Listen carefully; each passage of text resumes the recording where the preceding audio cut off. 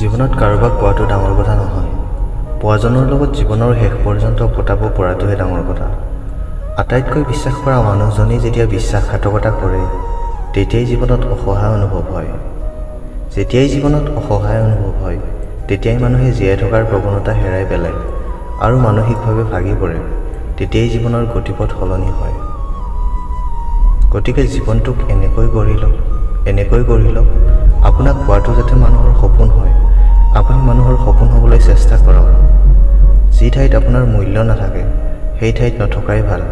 লাগিলে সেয়া কাৰোবাৰ ডাঙৰ পূজাই হওক বা কাৰোবাৰ হৃদয়। মানুহ যিমানেই শিক্ষিত নহওক কিয়, মানুহৰ সৈতে মিলি চলিব নোৱাৰিলে সেই শিক্ষাৰ কোনো মূল্যই নাথাকে। পৃথিৱীৰ আটাইতকৈ নৰম বস্তুৱে হ'ল মানুহৰ মন।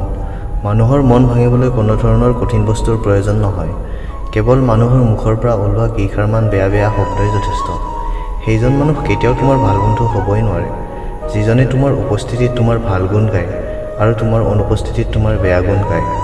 প্ৰতিদিনে কথা পতা, প্ৰতিদিনে দেখি থকা মানুহজন হঠাতেই নাইকিয়া হৈ যায়। কিন্তু নাইকিয়া হৈ যোৱাটো কোনো নতুন কথাও নহয় আৰু কোনো ডাঙৰ কথাও নহয়। ডাঙৰ কথা হ'লে সেইখিনি সময়ত নিজক চম্ভালিব পৰাটোহে।